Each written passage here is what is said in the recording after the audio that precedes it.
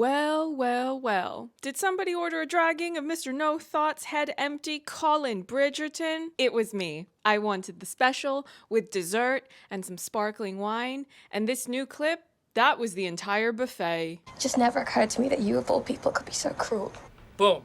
Roasted. No, I don't want no scrubs. A scrub is a guy that can't get no love from me. Hi, I'm LadyJenevia, and on my channel I like to talk about entertainment media. In today's video, we're going to be talking about that explosive new Bridgerton Season 3 clip, but before that we're going to talk about the new batch of promotional still images that were also released. I will show you a bit of my reaction to the new clip for the first time. That will be something I play at the very end of this video, and I will post the extended version of that reaction on my Patreon. But first, a Kimiko cutaway. Penelope might be sick and tired of the color yellow, but I think it's a very nice color, especially when it's on Kimiko. Kimiko says that generationally wealthy men should be embarrassed for the entertainment of the romance girlies. The first new promotional image, I don't have anything of note to say. This one is of Queen Charlotte and Lady Danbury. I like these actresses, I do. I think they work very hard to deliver excellent performances, but the longer I'm forced to watch monarchy stuff in this universe, the more I resent it. Just like I resent that awful backstory they gave Lady Danbury on that spin-off show. Until we have a trailer or some other deeper glimpse to preview Lady Danbury in Season 3, I don't have a sense of what she's going to do this season when all we've been given is a single image. So we will simply put the conversation about her on pause for the time being. Next up, Violet and Francesca. I'm a bit confused that they didn't have the new Francesca actress, Hannah Dodd, in the lineup for the Valentine's Day event. If we're meant to get a real introduction to Francesca Bridgerton on a show called Bridgerton, in which the Bridgerton family is the central focus, why was she not at the first big promotional event of the season? I get why Simone and Jonathan aren't there. It would be distracting, and their main season has passed, and such is the nature of the show, where you pass the torch to the next couple every time there's a new season. You didn't have Phoebe and Regé-Jean Page monopolizing airtime during Jonathan and Simone's press tour, now did you? No, you did not, because fair is fair, and both of them ended up being very booked and busy moving on to other jobs. We should have swapped out Charlotte for Francesca if you didn't have room to include both of them. There is absolutely no good reason, plot-wise, to have Charlotte sucking up as much airtime as she does at this point. That simply reeks to me of classism. We could be using that airtime on someone more interesting, like Madame de la Croix. But God forbid you let a working girl get some shine in the Bridgerton universe. Where is my bisexual Madame de la Croix spinoff? If you don't give my girl a girlfriend, then what exactly are we doing here? I just want to let all the lesbians out there know, if I can make it to the top 10, so can you. Big up to Brooklyn, yo! But as for Francesca in this promotional image with Violet, I like that their dresses match. It's more or less the same print on a different color, and it's giving family resemblance, family theme, family aesthetic, and so on and so forth. Next image is Eloise. Claudia was a good time on the virtual panel, wasn't she? I'll admit I was a bit confused by the other first look we got of Eloise in the previous batch of promotional stills because she just looks very different to me in the overall styling now. So the idea of there being this new version of Eloise that actually goes along with the system of the Ton, I hate to say it, I hope I don't sound ridiculous, but I don't know who this woman is. But Claudia did say on the virtual panel that her partaking in that, it's everything Eloise isn't, or something to that effect. That does pose an interesting idea of there being a whole new dimension of existential conflict for Eloise. She's never really approved of all of this nonsense with the marriage mart or been interested in following that path, but I don't know if she'll have to go along with it to a certain extent, if she's going to catch up to whatever happens in her book. Hello, if you're new here, by the way, I don't read the books until after I watch the adaptation, so please don't spoil anything in the comments unless it's from books 1 and 2, because those are the only ones I've read up until this point. It's weird to me because the way I look at Eloise, she feels like someone who, if she wasn't in a way obligated to reach the destination of whatever is going to happen in her book, she feels like a character that wouldn't end up having that type of story. Everything about her vibe feels like someone that would completely break that mold and disregard it altogether. Why exactly would this generationally wealthy white woman from a family of landlords, why would she even have to get married if she really didn't want to? This is a family that loves each other. You really think she would end up in the streets or having to work for a living at any point in her life, even if she never got married? I doubt that. And mind you, if you're an Eloise fan in the sense that you're a fan of her book, I'm not bashing the book. Like I said, I haven't read it yet. I have no opinion on that story. I'm just saying it's hard for me to imagine her as ever being someone that would partake in any version of the Marriage Mart. So it would be interesting to see what this season gives her to do, and it will start to make more sense of furthering her journey towards the destination of her eventually being the main girl of a romance show like Bridgerton. Though based on this image, I don't think she's anywhere close to having a good time going to balls and looking for a husband. The next image on my list is the Featherington family, and more specifically, we've got Penelope still wearing yellow, which does make me feel like this is an episode 1 image, but we've also got Penelope's sisters, and they're both coupled up. We've of course got Philippa and Mr. Finch, aka the I like cheese couple. Do you like cheese? Well, why, yes, I do. My favorite's Gouda. But then we've also got Prudence with a man. And let me tell you, when this image popped up during the virtual event, I audibly reacted out loud. Who is that? Who is that? Let me ask you again, who is that? So I did some digging, as one does. The character's name is Harry Dankworth, which, first of all, what in the caucasity is that name? Dank? Dank. Like a dank meme? But anyway, when this image popped up, I was looking at him and I was going, do I dare, for even one small moment, do I dare to hope that this is a man of color? Because I felt like if I just assumed the answer was yes, the show was going to set me up to look foolish, and he would end up being some type of Southern European. But I looked it up. The actor is Chinese. Wake up, everyone. We've got an East Asian character on the show, and someone who will probably have more than, I don't know, 3 lines, maybe, perhaps. Do we, as East Asians, finally get to be more than set dressing in this universe? Maybe. Maybe so. But let me not get too excited. Let me not do that. You know, there was a small moment in time where I was thinking that it might be cool if Benedict Bridgerton's eventual love interest would be Asian or East Asian, Southeast Asian. I'm not picky. But then I thought more about how that really gross corner of the internet where the creepy MR Asians lurk, I have no doubt in my mind that they would crawl out of whatever hole they inhabit to harass whatever actress would be hired for that gig. And then I got annoyed because why can't we just have fun with things without creepy men ruining it? Yeah, I'm not going to explain the rhetoric of all of that and those people. I will link an article in the description box if you want more context. But enough of the icky stuff. Let's get back to the fun. If these two are going to get married, I hope we can see some sort of cute interactions between them. I really liked the tiny micro subplot of Philippa having a suitor and them getting together. I don't like when the supporting characters get too much airtime over the leads. I'm looking at you, Portia, and all the airtime you got that should have gone to Kate and the Sharman family at large, but that's a conversation for another video that I may or may not be doing.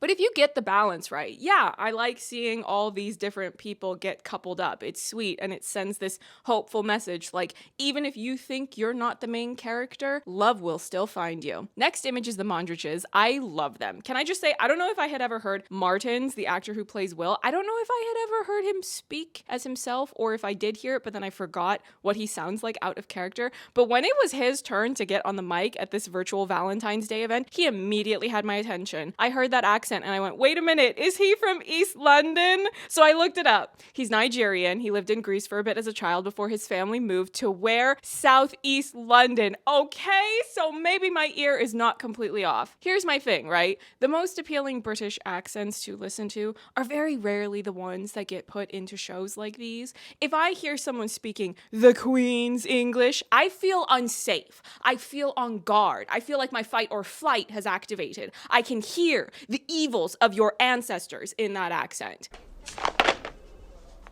The Queen is coming. I'm just saying, when are we going to get a British romance film or show where the main guy sounds like Danny Dyer? And to those of you in my audience who are not British and you don't know who Danny Dyer is, he is someone who, when he speaks, I just feel like I want this person to be my bestie. I need them on my squad. And I will not apologize for that. So what's happened to that twat David Cameron who called it on? I wish you nothing but the worst for the rest of your miserable fucking existence. I love the Mondriches. I've been wanting to see more of them. I'm extremely intrigued by the potential of their story, of the conflict that Will can potentially, presumably, get to play in this season, of doing this upward mobility in society because he has to do so in order to keep his family provided for. But at what cost? Will it be a detriment to something within himself, where he has to sacrifice who he is, something in his values? Or maybe he just really doesn't like the vibe of stuffy upper class people. They're no fun to be around. And I feel that struggle so much. I have all the hope in the world for the Mondriches to be upgraded in this season so that they're not just some side characters treated as secondary, as are many of the working class characters. I want us to dig into them on a narrative and emotional level. I'm sick of these horrible rich people. They raise my blood pressure. Also, the Mondrich kids, they are so ridiculously adorable. Look at their teeny tiny period costumes. Look at the little bows in her hair. Look at these little hats. They are too cute for words. And these two adult actors had better be careful because children will steal the spotlight if you're not careful. Actors always talk about that, how it's a whole thing that if you do a scene with a child or an animal, you need to just be aware of the fact that they will steal the scene. The next image is, dun dun dun, Penelope's got herself a new suitor. Lord Debling. Nicola seemed to speak very positively about him, or the actor anyway, at the Valentine's Day event, so I'm hoping that means that their scenes together will be fun to watch. If I had to guess, if we look at the track record of Bridgerton, I would think that he will be a likable love interest. They've been fairly consistent with this concept of how the so-called competition is someone likable. Friedrich was likable, Lord Lumley was likable, Dorset was likable. None of them are endgame for the seasons they appear in, but they're all nice enough that you don't mind them when they're there, and if you were to see them fall in love with someone else, you would be happy for them. That's one of the ways that I find Bridgerton to be refreshing. It's never this overly binary dynamic of hero and villain where someone has to choose between someone who is so obviously appealing and endgame, and then the other person is a cartoon villain. Daphne doesn't choose Simon because Friedrich is horrible. She chooses Simon because that's whom she's fallen in love with. I know there were other extenuating circumstances that sped up the timeline of things with their relationship, but that's neither here nor there. It's much more appealing to me as a viewer that the person chooses the one whom they're more deeply emotionally and romantically connected to, as opposed to simply choosing the one who isn't horrible. If you've got two romantic options and one of them is horrible, well then you know that they're not actually a romantic option, now are they? I also think it would be nice to see someone be genuinely interested in Penelope because Colin already had his chance. He literally had years to have the thought in his teeny tiny little brain that Penelope is a catch, but he did not. Why exactly is she supposed to wait around for him? Oh wait, she doesn't. You're a do-nothing, trash-talking, generationally wealthy man-child, and if you don't want to woo Penelope, then get the hell out of the way and let her secure the bag. She's been in survival mode for her entire life. She needs to get the hell out of that house for her own well-being, and so that we as the audience will not have to see and suffer through a bunch of Portia scenes we didn't ask for. You know what? I hope Debling is really nice. I hope he's charming as hell. I hope it eats away at Colin's insides that he fumbled the love of his life, because I want to see him in survival mode for once. You don't know about that life, Colin. You're a Bridgerton. Your family is loaded. You do nothing but travel. When have you ever worked a day in your life? Well, guess what, Buttercup? Now's your chance. You can be in survival mode. You're gonna realize how hard you flopped. And before any of you come for me for picking on Colin, as I often do, number one, he's a fictional character. And number two, it's karmically correct to attack the generationally wealthy, and you won't make me feel bad about doing so. Also, before we move on to the next image, I love how Penelope looks. Her dress is so cute. Her hairstyle is serving attitude. I love the accessories pinned in her hair. Truly, the butterfly has emerged from the cocoon, and now she's going to fly away from her evil mother. Caterpillars, my precious caterpillars. In 20 minutes, you'll all be beautiful butterflies. And also away from Mr. No Thoughts Head Empty, so someone else can give her some attention. Go on, girl. Soak up those compliments. You deserve them. I love seeing women win, and more importantly, women winning who support workers. And the delivery boys need a wage increase. They're the ones running around town while you get to sit here on your lazy arse. Penelope Featherington is about to win, and a win for her is a win for the Irish. The next image you already knew. I would present these in an order of an amalgamation of fan interest and my interest, so of course coming in close to the end of the promotional images when we get to the tippy top of my selection. It's Colin with Benedict, my capybara. Come in. Take your pants off. Okay, but can we talk about how they're hanging out at Will's club? I'm pretty sure they are anyway. Isn't that Will standing somewhere in the background? If this is their spot, I want to see all these guys gossiping. I want to see a fun girls' night that just so happens to be with men instead of women. Small details, technicalities, they're not important. What is important? The vibes. I want the vibe of a girls' night, but with boys. Also, is anyone else even there, or is it just Will and the Bridgertons hanging out? These two have their coats off, and the way that the shot is set up, we cannot see how many other people are at the club. How do old-timey gentlemen's clubs even work? What time do you close? Because I do love the idea of Will telling everyone else, you don't have to go home, but you can't stay here, but then the Bridgertons can stay and hang out because they're actually becoming friends. After all, Benedict was the one who came to the club very early on. He was the one who was interested in hearing Will talk about the club when Will was just trying to get things started with that. And then Colin was the one who helped Will out with that whole kerfuffle in season 3, which I'm admittedly fuzzy on the details of because I'm like a whole lot of you that send me comments and tweets and messages saying that you fast forward through anything and everything related to the Mines subplot in season 2 because who the hell invited that subplot? Certainly not me. But what are they doing? Are Colin and Penelope engaged already? Is this a bachelor's party? Because that's the only somewhat similar vibe I can think of when I reflect back on past seasons. It was Benedict and Colin roasting Anthony when he was sulking at his bachelor's party in the lead up to his wedding with Edwina. That was so funny. Not the fact that Anthony almost married Edwina, but him being roasted by his brothers. That was the funny part. That's why he fell in love with Kate, because she roasted him basically immediately, so she already felt like family. Okay, now we get to the big one, the last image we have to talk about before we get to the sneak peek clip. We have a new installment in the ongoing series of hand stuff. What is it with Bridgerton and the hand stuff? I'm not complaining one single bit, but I think you're going to need to pay for something to settle my nerves because I'm all kinds of frazzled every time I'm fed new hand stuff. It makes me feral. It's not my fault. That's the correct reaction to have to hand stuff. How do you feel about foreplay? I think it's overrated. You could tell they were really excited to reveal this image during the virtual event. They already knew this was the one that would get the girls barking. And in case you didn't already know, if I say girls in Bridgerton videos, I mean anyone who likes Bridgerton. It's the way that people say dude, but they mean that to be anybody of any gender. Just remember, it's a period piece, albeit in an alternative reality, but the vibes have some overlap, as does the decorum. You're not supposed to touch, especially skin to skin. Even at the balls, a lot of times the women are wearing gloves. I will never understand these weird Caucasus rules. So you can have the girls out on display, full cleavage, but you have to cover your hands and your ankles. I'm not one to advocate for men, but are we really saying that they can't even handle seeing an ankle?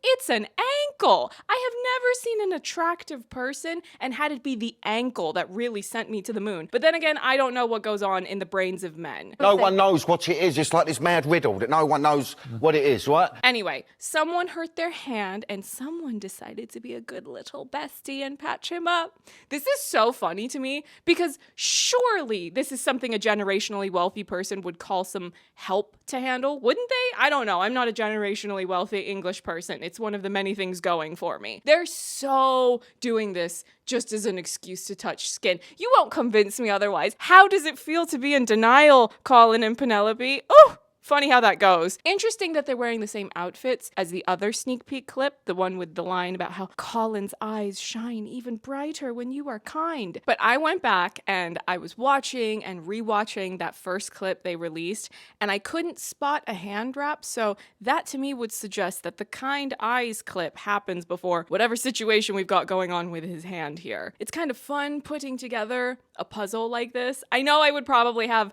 a much more clear vision of things if I read the book first, but I don't want to. I like guessing because I can only do the guessing for a little while. Once I've seen the show, that's it. It's never going to be a surprise again. I'm also enjoying the smoldering eye contact. I don't know for sure, but if I had to guess, this is a promotional image and not an episodic still, if that makes sense. This to me looks like a photographer took a picture of them while they were filming the scene, as opposed to them simply pausing the episode while it's in the editing bay and choosing a frame to release for promotional purposes. So maybe the exact visual of what we're going to see in the episode won't match up perfectly with this picture, but I would assume it will be something similar, in which case I'm definitely more on board to see these two be absolutely ridiculous and in denial about getting together. If this is from early on in the season, which I would guess that it is, because I don't think it would make sense from a promotional perspective to have some of the first promotion you release be from predominantly late in the season, especially when they're doing a split release for this season. So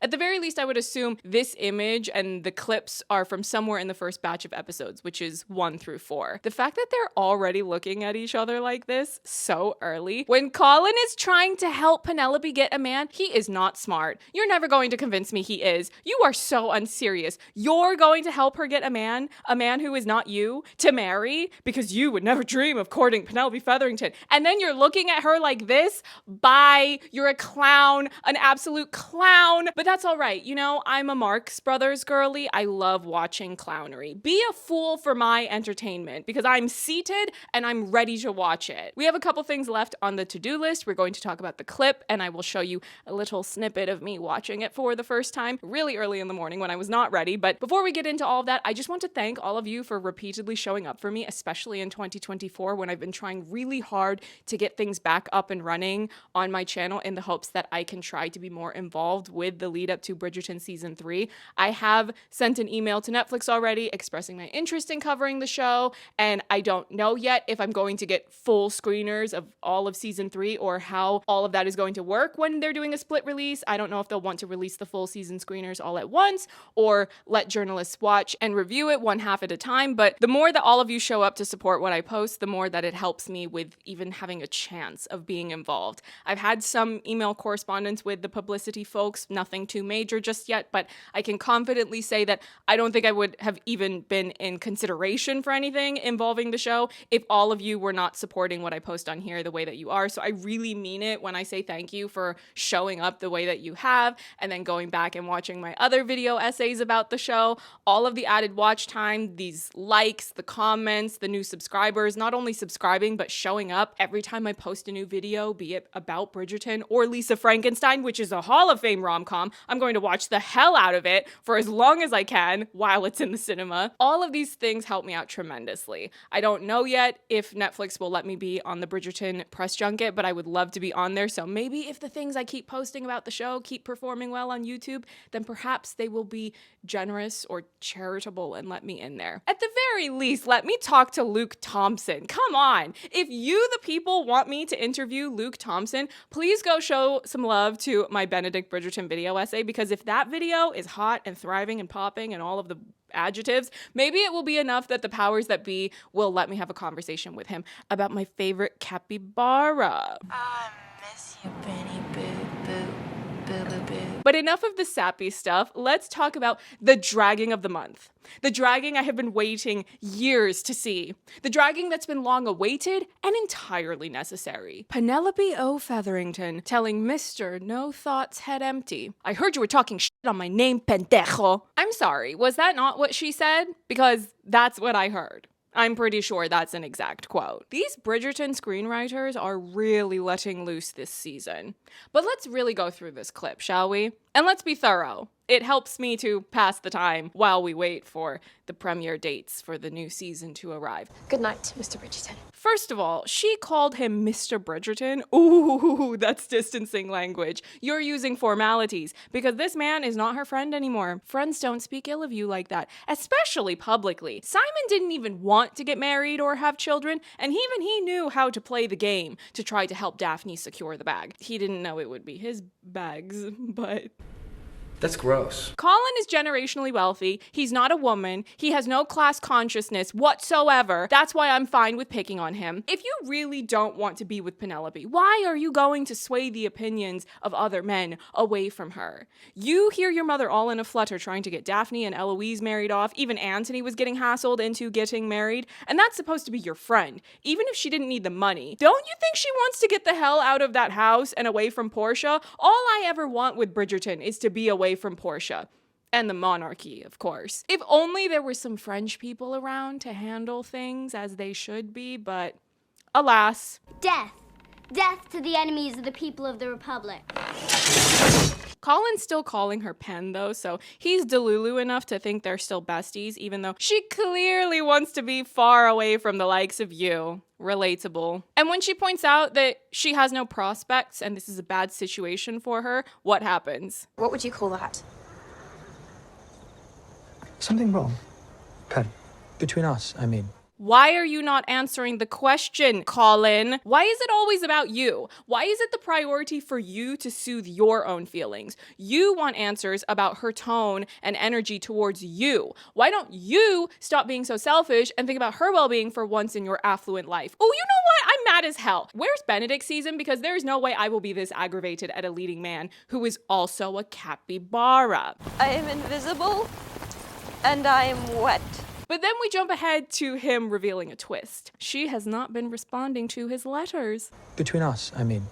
I wrote to you this summer, as I always do, and why, you did not respond. Good for her. Don't write for free. Don't give him emotional or physical labor. Worry about yourself, since he's clearly not worried about you, so... You missed me, but you had never caught me, is that correct? Pen, I overheard you.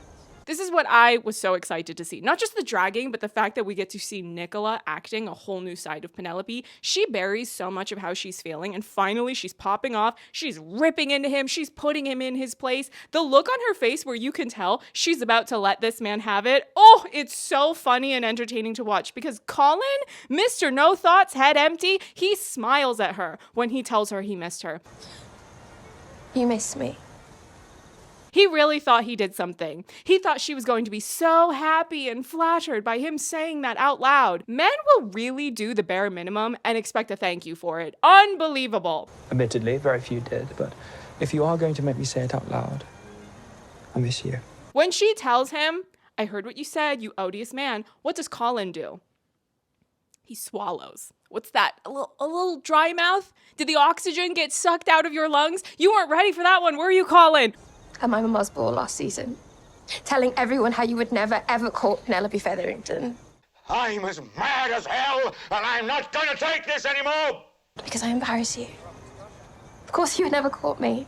It just never occurred to me that you, of all people, could be so cruel. Ooh, that moment, him realizing, him being confronted with the enormity of his transgression, of how despicable of a person he was, and how severely that clashes with this idea he has of himself. All of that is the reason the word Schadenfreude was invented. I know, you didn't know that was the etymology, but there you go. Don't go concerning yourself with the timeline of things. The word was invented solely for this moment, to be used right now, of Colin Bridgerton being dragged by the roots of that ugly hairstyle of his. Penelope's got both fists locked down, and he's being dragged like it's an Addams Family wedding.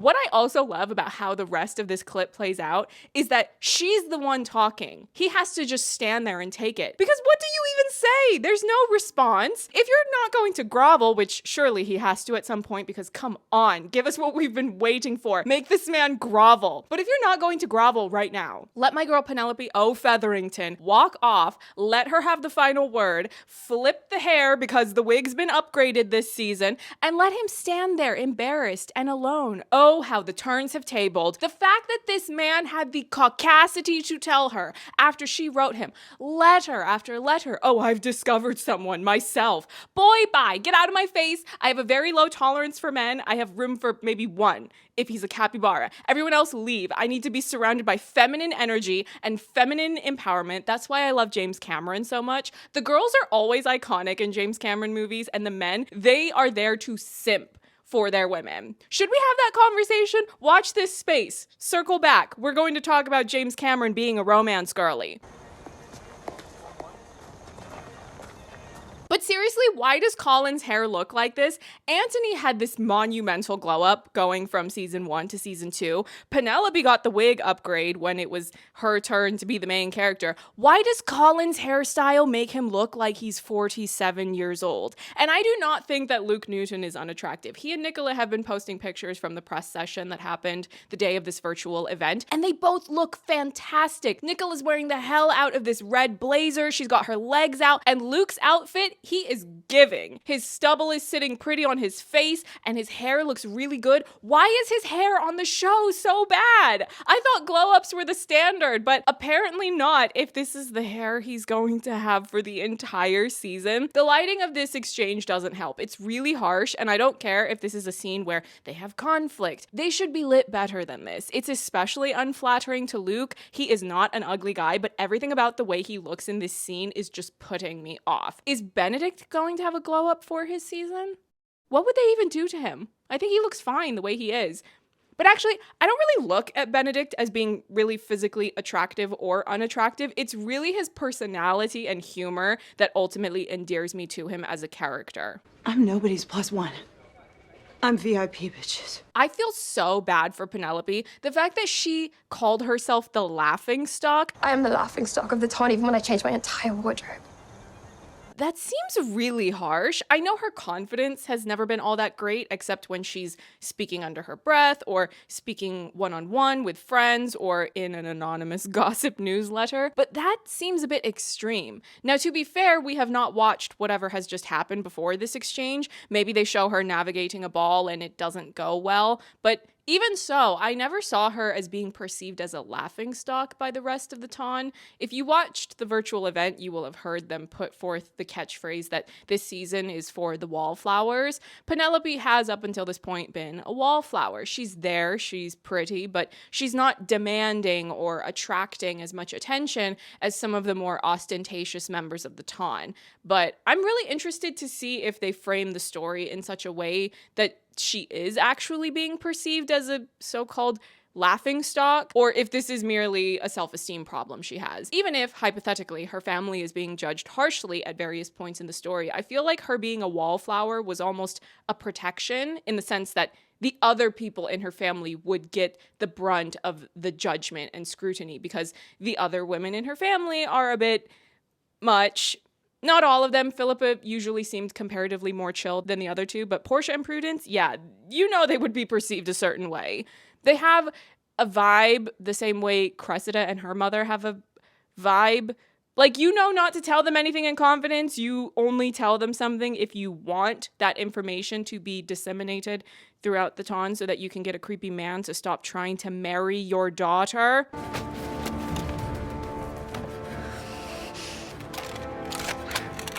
But if we put this clip in the context of the promotional images we've already seen, there's a new man on the scene. Prudence got herself a cute Asian husband. I don't know if they're married yet. I haven't seen season 3 yet. But if she got a man that would put more pressure on Penelope as the last of the Featherington daughters to still be unmarried, she wouldn't be able to hide as a wallflower anymore, even if she wanted to. Not to mention, if her sisters have moved out to live cute little lives with their cute little husbands, then she would be stuck dealing with Portia all on her own. With no sisters to run interference, she's getting Portia Featherington completely undiluted. No wonder she's snapping now. Wouldn't you snap if you were stuck dealing with Portia all day, every day? But I have all the confidence that Penelope O. Featherington will find a way to secure the bag by way of securing a man, even if his head is empty. Those are my thoughts on this new batch of promotional material. Let me know what your thoughts are in the comments. I've already filmed a different Bridgerton video, but I will not be posting any new videos for the upcoming week because there is another global strike for Palestine. So I have decided that my extra step to what I already am doing would be to wait to post a new video until after this week of striking. I will link a thread where I got this infographic from, as well as the usual donation links that I've already been sharing in the description box of my new videos. Thank you all for watching. Thank you to my patrons, and I will be back after this upcoming week is through. Bye. Something wrong, Pen? Between us, I mean. Ooh. You missed me, but you had never caught me, is that correct? Ooh, call him out!